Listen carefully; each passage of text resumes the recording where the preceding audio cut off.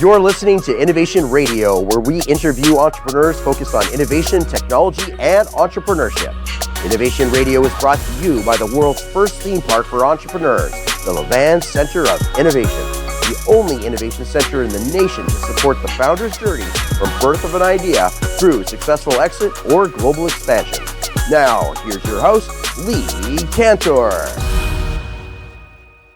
Lee Cantor here, another episode of Innovation Radio, and couldn't be doing this kind of work without support from our sponsor, the Levan Center of Innovation. Today's show is going to be great. I think you're going to enjoy listening to our guest and learning quite a bit. Today on Innovation Radio, we have Kelli Kedis Ogborn with Space Foundation. Welcome, Kelli. Thank you, Lee. I'm really looking forward to this conversation and talking about all the wonderful things happening in space. Yeah, we've talked a lot about what's happening on Earth, so it's time we get beyond that. Always. And understand what the possibilities are out there in space. But before we get too far into it, tell us about Space Foundation. How are you serving folks? Absolutely. So it's a privilege to join you today and, be able to talk to your audience. So Space Foundation has been a longstanding pillar within the space community. We're actually turning 40 years old this year. So it spanned 4 decades, and we really are the vanguard for information, education, and collaboration across the global space ecosystem. And so what that means is that we provide really diverse products and services to help the totality of everyone trying to scale and grow into space. And what most people know us for is the Space Symposium, which is an annual conference. This year, it's going to be in its 38th year that happens every April in Colorado Springs. And what that does is it's really widely attended with all cross sections of space. So everyone from national security, academia, commercial, and civil come to really talk about the policy and the evolution of where space is going. And then we also, on the other side of the house, do a lot of really robust K through 12 education. We believe that space really begins in the classroom. And so being able to educate and inspire students about how to get involved in the ecosystem and what skill sets and backgrounds scale is really critical for us. And then where I fit is sort of in the middle of those two. So I am the Vice President of Space Commerce and Entrepreneurship for Space Foundation. And what I really focus on are the startup ecosystem and the entrepreneurs, and also the high growth companies that want to both qualify and quantify where space is going and create roadmaps for success. So I get the really fun job of being able to forecast market trends and tech trends and figure out insertion points for companies so they can be successful and scale. So how has the evolution of the industry gone over these 40 years that you've been around? I would imagine at some point it was kind of government was the impetus to exploration and had the means to do some of these things. But nowadays, it seems like there's more entrepreneurs getting involved into this area. How has it evolved over the years? Absolutely. It has evolved tremendously. However, there is still a lot of room for growth. And so what I mean by that is you can really think about it in 3 different ways. You can look about the government strategic role. You can look at investment profiles and also entrepreneurial tech activity. And I'll touch on all 3 of those. So from a government aspect, you're absolutely right. I mean, our space race, started with the launch of Sputnik 1 in 1957. And really, that's what propelled the United States to get involved in space activities. And at that time, really from the 1950s until the early 1990s, all activities within space were vertically integrated and aligned with government priorities. And so the government really, from a national security perspective, set direction of where they wanted to go. And so exploration and technological progression were sort of secondary to that space posturing, because as you can imagine, it was very important for us to be first and to be the most longstanding. But since then, we are really moving away from this era of Apollo, is what I like to categorize it. And the Apollo era was really critical because it really did give us our modern day space industry. But now we are moving moving into the era of Artemis, which calls for more collaboration as well as competition. But if we are collectively, as an ecosystem trying to go back to the moon, partially for posturing, but mainly right now it's to conduct research missions, it's to establish lunar outposts, and then really use the surface of the moon as a leverage point to jump off into other orbits and also Mars, and eventually go to Mars. It's really critical to involve both government and the commercial world. And so now we're seeing a little bit less vertically integrated from government direction down, commercial up, to now the government really setting the strategic direction, but the commercial companies really interpreting what that means from a business opportunity and scaling into it. The second piece of that is if you just look at funding. Right now, space is really exploding. So this year, the space economy number was cataloged at 469 billion, and it's projected to reach 1 trillion by 2040. And so 2040 is really not that far along, and 469 billion is very close to half. The other piece too is that we are, as an industry, 55% higher than just a decade ago. And what's driving that is a lot of this in private investment into the ecosystem. Last year, there was about $10 billion of private investment. And what's interesting about it is that it was diversified, not just on orbit. So traditionally, investment would go toward, your large scale satellite systems in geosynchronous orbit. But we are now seeing investment for low Earth orbit, which is very, very close to the Earth's surface, for a diversity of types of technologies and business opportunities. And so the diversification has really made it exciting. And then on the technological side, one of the things that I always say is that the future of space will be anchored by familiar segments, but really defined by these emerging markets. And every day we see these new companies and ideas and capabilities coming online that as an industry, we want to figure out what to do with them and fold them in. And so it's really starting to make people think more creatively about the future of space and how it can really encompass, established space businesses and these young, agile, creative minds. Now, is that why it's so important to engage younger people in the possibilities of space and working in this area and thinking creatively about this area? And I would think that at some point that the creative class, the authors, the science fiction writers or dreamers or the, people who make movies about space, all of those play kind of a role to inspire people to get involved and see the possibilities within space. And then you have, the telescopes, the Webb telescope, the Hubble, that it's out there showing you these amazing pictures of worlds you can't even imagine or years ago you didn't even know existed. Like, how does that all come together and play? Because in order to have that growth, in order to have the ability to do all those things down the road, you need talent to be able to execute on that. You do. You need talent and you need agility are probably two of the main things. One thing that we benefit from in the space industry is that there is no shortage of very intelligent, driven people. And so you see this creativity kind of permeate throughout the ecosystem, whether it's from a government agency or someone from who, like a really established industry rep down to your entrepreneurial mind. So we benefit from that fact. We also benefit from the fact that space is really cool. It's not that difficult to work in an industry where it'll always attract people because no one's going to say that it's boring. So we at least have that baked in interest. One of the things that I often think about, I worked at DARPA for 8 years. And one of the directors I worked for would always say that what was once science fiction will often become science fact. And you are seeing that a lot of times with the space ecosystem. And like you said, the things of sci-fi novels, a lot of times you just need the technological maturity to catch up with the wish of the future. And we are really at this precipice where when commerce activities become a thing in low Earth orbit, which we are actually pretty close to doing, because what's required to allow that to happen are really more sophisticated launch capabilities in terms of making them cheap, routine, ubiquitous, all of those things. it's going to open up a tremendous need for, creative ways to store energy, because if you're going to power something on the moon, you're not going to have outlets in the wall.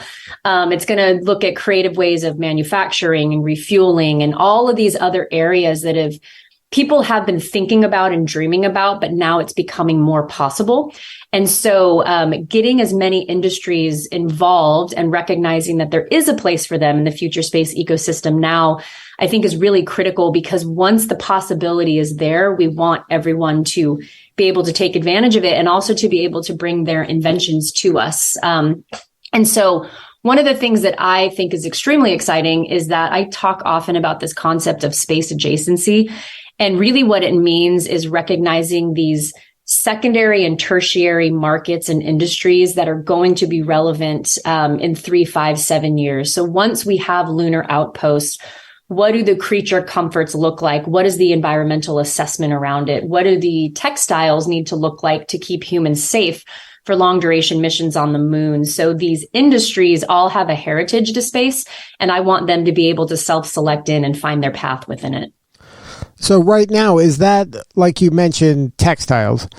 Is there a budding textile in space, startup or industry kind of somewhere out there going, hey, we already do this here. Like we could do it there. We just don't know, we don't know what kind of the needs and the stressors are there and how we can serve that niche market. Are there people today doing that or thinking like that? Or is that something that once it happens, that will then be the catalyst to spur that type of thought and activity? The goal of what I do at Space Foundation and what we're going to be doing with Level 5 Space Dock at the Levan Center, and I know we will talk about that later, but is to get people to start thinking like that. So one of the things that I often do is I do this sort of space economy 101 talk, and it talks about, economic trends, market drivers, technologies that are really on the precipice and the forefront of really shaping the ecosystem. And the goal is for people to self-recognize that their idea or their technology is relevant. Some of the industries that I have talked to your point about them thinking about it, one of the major strategies for some folks to think about is the strategy of pivoting. So even though you are not already in the space industry, doesn't mean that you don't have a product or service that can very much be tweaked in a very particular way, ruggedized in a very particular way for the conditions of space. And so when I work with these entrepreneurs and these high growth companies, I'm also looking at established companies in potentially different industries that have a very, very relevant connection to the future of space.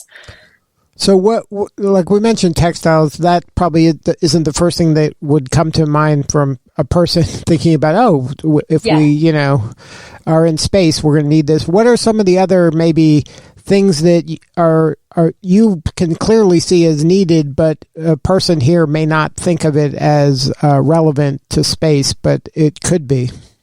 Absolutely. And before I get into that, I'll actually do 2 qualifying thoughts, which I think are important for people to distinguish how to think about space. So the space market really has 2 pieces to it. There's the space to space market and the space to earth market. So the space to space market is goods and services produced in space for use in space. So these are going to be things that are more far reaching, things that are created on the lunar surface that can then be, flown from that, from the moon until Mars and other aspects. But then there's the space to earth market, which is the production of goods and service in space for use on Earth. And that market is 95% of the space ecosystem. So it's everything that touches us. It's telecommunications, it's broadband, it's anyone who invents an app that has a time stamping feature or a GPS feature. You're interacting with space data and space technology every day. There's also a plethora of space technology spinoffs that have permeated our daily lives, like baby food and the Black & Decker drill, or now it was a lunar drill, now it's a vacuum. Also, invisible braces came from space technology. So I want to first level set with our listeners that they touch space at least 13 different times a day, and they may not realize it. In terms of the future and these sort of how to think about the technologies and connections. Some are tech driven, and then some are deeply human. So some of the areas that are really budding, I already mentioned textiles, but the area of fashion design and seamstresses. So it's no shock to anybody listening that, commercial space flight for space tourism is becoming a thing. And so when that becomes a reality, there's an aesthetic that is going to be assumed that comes with that kind of activity. But also, if you have everyday citizens that do not necessarily meet the, rigorous health standards that astronauts need to go through, you need spacesuits that are going to keep them healthy and safe. We're also looking at advancements in augmented reality and virtual reality, as well as any sort of automation and artificial intelligence. That's going to be critical for certain space missions, but also people are deeply human. And so if we are asking them to give up, life on Earth and go for these great exploration means on the moon and Mars and beyond, we need to keep them sane as well. One of the interesting things that has sort of, I think, hampered some people's thoughts when they have simulated different Mars missions, it's not the technological piece, but there's crew mutiny about 5 days in. And it's because you have people in dark spaces with strangers really kind of left to their own devices, and their minds can start to wander. And so looking at creature comforts, how can you connect them back at home? How can you keep them healthy and safe? That flies into, biometrics or telemedicine, all these various areas that we take for granted on Earth, but are extremely critical in space. Another way is manufacturing techniques. So there have been a lot of advancements in additive manufacturing and 3D manufacturing. But one of the things that is truly going to allow space to thrive is if you take Earth out of the equation. And what I mean by that is that when you don't have to rely on things getting flown to you from the Earth's surface, you really can then grow this sustainable ecosystem in space. And so being able to print your own machines and print your own electronics and things like that are really critical aspects that are going to be very necessary. Now, when you're in space and you have a need to build something or a place for someone to live or stay or play, how does not having gravity come into play of this? Do you need the same types of materials, or is it something that because there's no gravity, you can get away with less materials, or they have to be strengthened in this way instead of the way it is in the current gravity situation here on Earth? Yeah, that's a great question. Those are definitely some of the conversations happening in terms of the infrastructure and design and what these habitats look like. I am not a materials expert, but I do know that those come into play. Also, what's interesting about the surface of the moon is that there's a lot of rare earth materials that can be mined and then utilized for different type of building properties. And so there's a lot of opportunity. It's just, what do you design those habitats to look like? The other piece too is not so much for lunar outposts, but more for these long duration, Mars missions, which I think is a community, and definitely from Elon Musk's perspective is where people are pushing. There's still two very varying schools of thought on how people would live, whether they live underground or they live in these domes like we saw in The Martian. And so I think we're still having those hypothetical conversations that will then turn into more practical conversations as we get closer to that becoming a reality. Right now, it's more figuring out what's going to be necessary and put the pieces in place, and then the building will come. Now, has there been any like kind of surprises or maybe accidental inventions from like folks on the International Space Station where they have to amuse themselves in some ways? Have they invented some games that for zero gravity? Have they come up with some ways to pass the time that maybe was unexpected that they just figured out because they were there stuck with each other, looking at each other for so long? Oh, I'm sure. I don't have any good answers to that, but I'm sure, I always find with humans, the creativity and imagination never ceases to amaze me. Also, recently I had the pleasure of visiting Johnson Space Center out of Houston, where Mission Control is. And it was really fun to see because they have a 24-hour live cam on board the ISS. And so I was able to see some of the astronauts repairing spacesuits and doing all of these other things. One thing I can say about just accidental inventions, I mentioned baby food as a spin-off from space technology, but that was actually came out of the need to create nutrient-dense food for astronauts while up in space. And then they realized that a lot of the same packaging and, preservation and preparing of this food could be really helpful to infants. And so that's how baby food came about. Yeah, humans are pretty creative and they figure things out, especially when their life depends on it. That's really a good impetus to solve some problems. Yeah. Well, and one thing I'll say too, that's wasn't a creation in space, but it definitely came from someone in the space industry. The Super Soaker was actually developed by a former NASA fluid dynamic expert who was trying to create a more fun summer gun for his children. Now, let's talk a bit about the Levan Center of Innovation. How do they play in this ecosystem? Yes. So the Levan Center is one of our strategic partners, and we recently launched Level 5 Space Dock, which is one of their initiatives that we really want to connect the entrepreneurs at the Levan Center and have the Levan Center be this beacon of economic opportunity and space opportunity within Broward County, but really looking at Florida more nationally and then globally as well.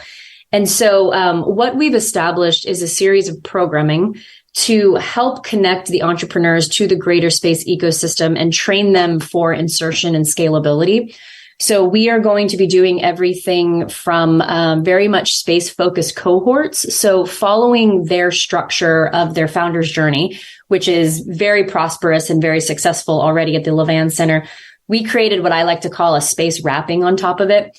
And so taking the structure, we added space business lessons to help entrepreneurs be able to find where the relevant insertion point is, figure out what their framework is, figure out scalability. How do you think about partnership? How might you go about investment? And we have different programs designed for different maturity levels of companies as well, because some people are just thinking about the idea. Some people actually have a prototype, going back to what we said earlier about the strategy of pivoting that they might want to maneuver into the space industry. And so we really wanted to be able to meet the entrepreneurs with the right resources at the right time. And so we have our first cohort actually launching February 28th, which is the Ideate cohort. And then the Space Incubate cohort is following with the start date of March 6th. And these cohorts are going to continue throughout this year.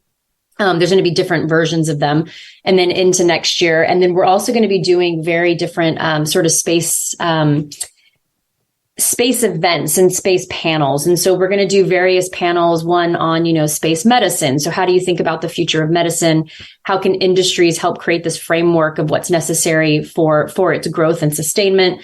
We're going to be looking at the industry of satellites, which really right now is one of the major backbones of the space ecosystem. And then also looking at a lot of these other far-flung but relevant capabilities that are going to be necessary for the future of space. And so there really is something for everybody. And they have just been so wonderful. What I love about John, who leads the team, is that he very much approaches problems like I do, where nothing's off the table. And so it very much has been this creative process to figure out how we can bring the most impact to the entrepreneurs they serve, but then also have the Levan Center be this flagship for people within Broward County. But then also we want to get the word out so more people can take advantage of the services. So, Kelli, what do you need more of? How can we help you in Space Foundation? That's great. I appreciate that question. I would say just more people to take a chance on space. And what I mean by that is going back to a comment I said earlier rather, is that nobody thinks that space isn't cool. The problem is a lot of people don't recognize that their background, their skill set, their capability, their technology fits within it. So they might write it off and just say, okay, well, I'm going to monitor space from a enthusiast point of view, but not actually figure it out from a business point of view.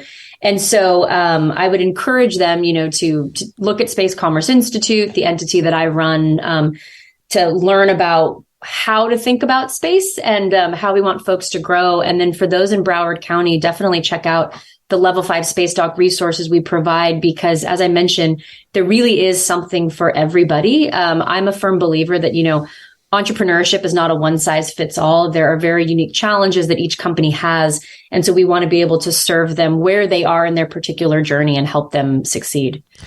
Right. But I think it's so important to have somebody like you and the folks at Levan to show people the way and help them connect dots where they might be the exact right person, but they're just not seeing it, or they think the timeline's too far and they can't play yet.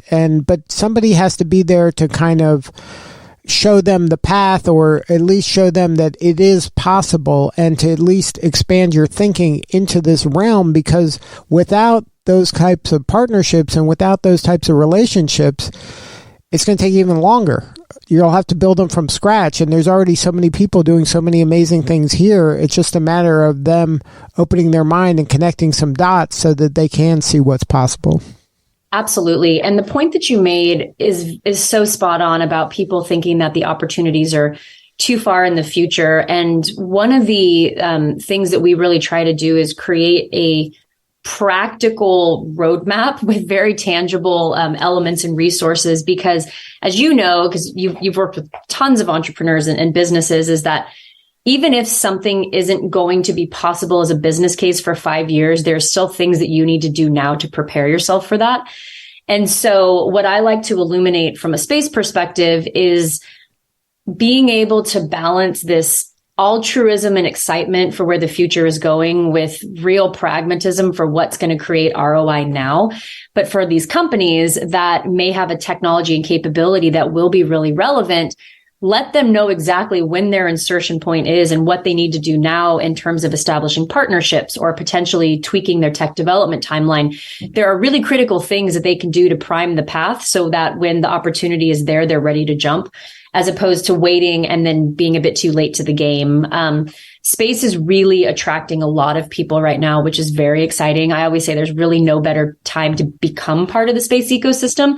And so the more people that we can get to recognize that it should be part of their business path now, it will just serve them better for the opportunities to come. So if somebody wants to connect with you or somebody on the team, what is the coordinates? What's the website, best way to learn more? Absolutely. I appreciate that. It is spacefoundation.org/SCI. That'll take you directly to our Space Commerce Institute webpage. And then you can browse content. We have programs and services that we offer. And then we also have an element on there, which is free content called The Vector. And what The Vector is I have a conversation every month with different individuals on topics, trends, and like inventions really driving the space ecosystem. So it's one way to help individuals to start to think about the opportunities. There's also a form on there, and it comes directly to my inbox. And so I invite everyone to fill it out. Please connect. I really believe that like one of the greatest joys of my life is seeing people succeed and seeing their ideas become a reality. And if I can play a small part in that and help them create a strategy around it, that's really good for me. Well, thank you so much for sharing your story. You're doing such important work, and we appreciate you. Well, thanks, Lee. And I think that these kind of conversations are really, really important because for entrepreneurs, I've worked with entrepreneurs for a long time and businesses that are looking to scale. And sometimes, confronted with too many options, you sort of get analysis paralysis. And so being able to actually break down where people should focus or even opportunities that they didn't know were illuminated to them, I think is really important. Yeah, something I heard a while ago was sometimes you need help, but sometimes you need a helper. And Yes. You need someone to kind of be your Sherpa to guide you through some of these things that to that helper, it's very obvious and clear, but to you, it seems difficult or impossible. So to have a human being that you can interact with that can say, hey, just tweak this thing a little and you're almost there. Like that can make the difference between somebody taking action or not. Absolutely. And one of the things that I've really stressed with my team too, and this is why I mentioned that the form submission comes straight to my inbox and my teams, is I was a consultant for 7 years prior to joining the Space Foundation. And I very much believe in what you said. It's that human touch and the necessity to sometimes, cut through the red tape and answer a question. And so for anyone who contacts us, we always respond, because I understand that it takes a big step to even reach out and ask for help. And if we can help illuminate an opportunity, point them in the right direction, I don't like just responding with generic emails. And so I firmly believe that it's important to offer that, that warm hand and that warm guidance. Yep. Well, thank you again for sharing your story. Thank you. I appreciate you having me on. All right. This is Lee Cantor. We'll see you all next time on Innovation Radio.